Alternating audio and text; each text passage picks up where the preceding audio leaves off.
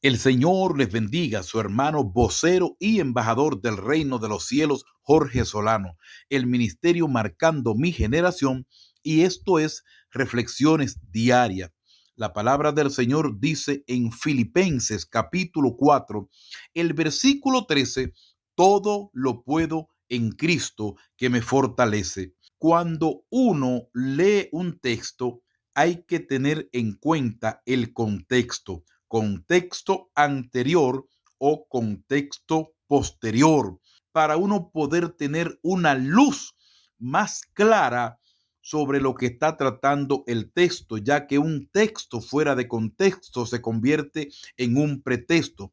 Al estudiar las escrituras hay que tener en cuenta el pacto, el contexto, el contenido, el significado simbólico, la situación del momento también puede influir. Y cuando el apóstol Pablo dice todo lo puedo en Cristo, obviamente él se está refiriendo a todo lo que había mencionado en el contexto anterior. Él venía hablando de saber vivir en abundancia y en escasez, de saber estar en necesidad, de saber estar lleno y también saber vivir en tener hambre. Y él dice posterior a eso, todo lo puedo en Cristo que Él me fortalece, todo lo que había mencionado. Porque si uno analiza, todo no lo puede nadie. Nadie puede todo. Cuando dice todo, uno debe interpretar que un hombre puede ser el mejor creyente, pero no puede volar. Puede ser el mejor creyente, pero no puede o no debe mentir. Un hombre no puede morir y volver y vivir y volver y morir y volver y vivir. No puede, porque la palabra que dice ahí todo no se refiere a todo en sentido global, sino a todo lo que el apóstol había mencionado en el contexto. Otros versos que son mal interpretados son 1 Corintios 10:23, donde dice, todo me es lícito, pero no todo conviene. Todo me es lícito, pero no todo edifica. Por lógica, todo no te es lícito hacerlo. O sea, el apóstol había hablado una serie de cosas en los contextos anteriores y entonces él posterior a eso dice, todo esto que he mencionado me es lícito, pero no todo conviene. Todo eso me es lícito, pero todo eso que he mencionado no edifica, no todo edifica. Otro verso que he mal interpretado, Tito capítulo 1, versículo 15, dice, todas las cosas son puras para los puros, mas para los corrompidos e incrédulos nada le es puro, pues hasta su mente y su conciencia están corrompidas. Todas las cosas son puras. Por lógica que todas las cosas no son puras. Todas las que el apóstol viene mencionando.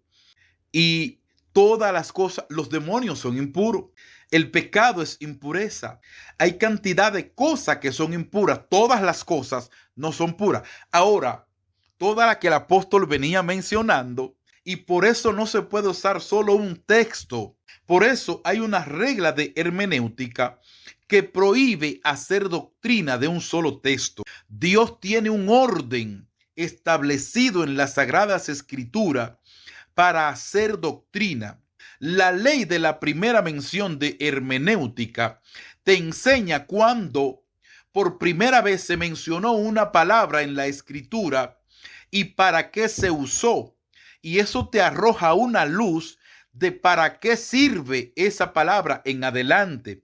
La ley de la segunda mención, entonces, es la que te permite hacer doctrina, ya que por una sola mención de algo en la escritura, en un texto, no se debe hacer una doctrina. Y una de las cosas que la gente no está tomando en cuenta es el orden que Dios ha dejado establecido en las Sagradas Escrituras. Siempre les he enseñado a la gente que Dios tiene un orden dentro de lo que es el modo operandi de la iglesia. Y para uno hacer las cosas en la iglesia debe regirse por el orden divino establecido en las sagradas palabras de la Biblia. Ahora, el orden, cuando se excede, esto es pecado. Cuando se excede el grado, es pecado. Y cuando se actúa fuera del tiempo, es pecado. Esas son las tres cosas que evidencian cuando alguien está pecando. Cuando violó, ¿qué cosa? El orden establecido por Dios. Cuando tú violas el orden bíblico, está pecando. Grábate eso. Cuando tú actúas fuera del tiempo de Dios, está pecando. Cuando tú excedes el grado, pasa el grado, el límite de tal o cual cosa, está pecando. La escritura es para aplicarla con la intención de agradar a Dios y hacer su voluntad, no con la idea de agradarme yo y hacer lo que me conviene.